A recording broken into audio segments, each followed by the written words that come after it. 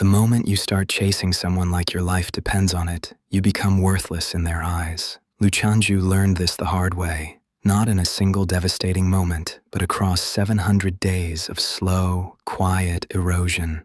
99 rejections. 99 times he rebuilt himself from the rubble and walked back into the fire. And for what? A game he didn't even know he was playing. The truth didn't arrive gently. Scrolling through Lin Kaniao's phone one ordinary afternoon, his chest tightened with every swipe. Thousands of photographs, all of him, a contact name that read, "Dear Husband." A girl who had chosen, deliberately and repeatedly, to watch him bleed rather than simply say yes. The discovery didn't feel like relief. It felt like the floor had been pulled out from under 2 years of his life. Every sleepless night, every humiliation swallowed in silence. Every morning he dragged himself back up and decided to try again. None of it had been necessary. She had loved him from the start. She had simply loved the chase more. He wasn't heartbroken. He was done. The decision crystallized quickly and cleanly. Leave. The foreign exchange program he had nearly abandoned for her sake, the one that demanded everything academically, he would take it. Before going, though, there was one final thing to handle. Lin Kaniao's birthday party. He would show up, say what needed to be said, and close the door behind him forever. The private room was already buzzing when he arrived. Warm light spilling under the door, laughter sharp and familiar from inside. Why is Lu Chanju always late? Is he planning some grand surprise? One of the girls called out, her voice dripping with amusement. He's proposed 99 times already. Is tonight the 100th? Come on, Chanyu, you have to say yes this time. A pause, then Lin Kaniao's voice, smooth and unhurried, carrying the particular confidence of someone who has never once doubted their hold on another person. Lu Chanju isn't going anywhere, she said lightly. He's crazy about me. I'll give him an answer the next time he asks. Standing just outside the door, he listened to every word. Something cold and final settled in his chest. Not anger, not grief, just clarity. There won't be a next time. He pushed the door open and stepped inside. The room didn't erupt. It did something quieter and crueler. It simply absorbed him and moved on. Conversations pivoted smoothly to other topics. Eyes slid away.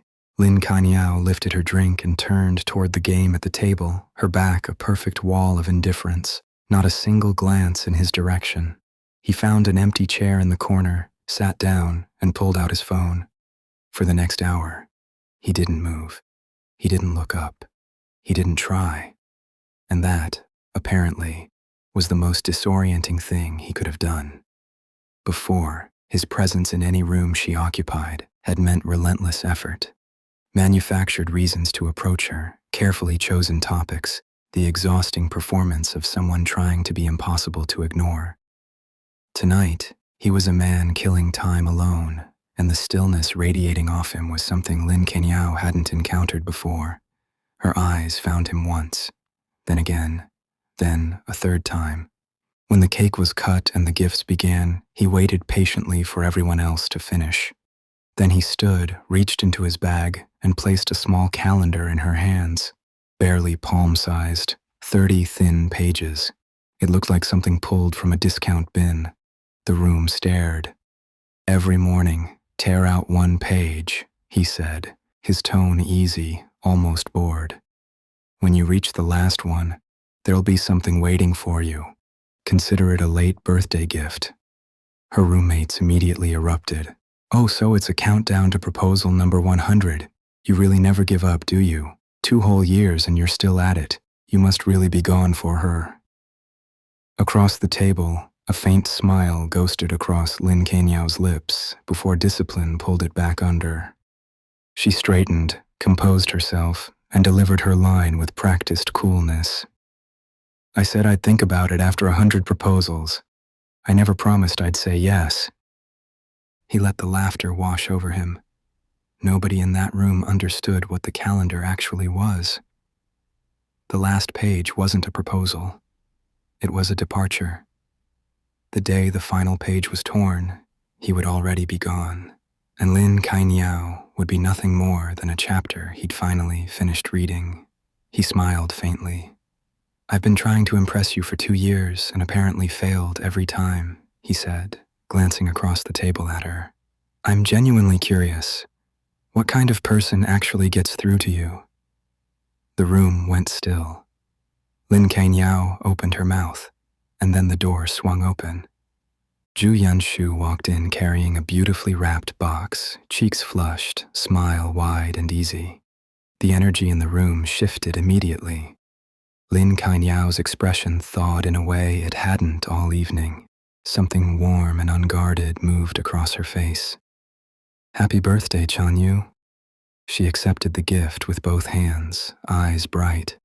Then, as if suddenly remembering the unanswered question hanging in the air, she turned back to complete her sentence with deliberate precision.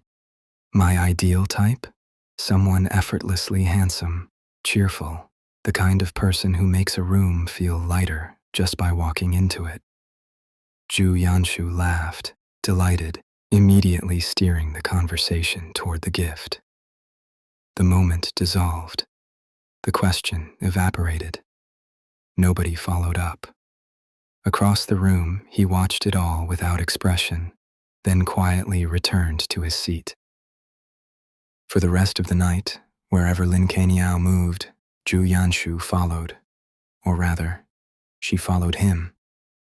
They shared the same glass, split the same slice of cake, leaned into each other's laughter with the ease of people who had grown up in each other's orbit.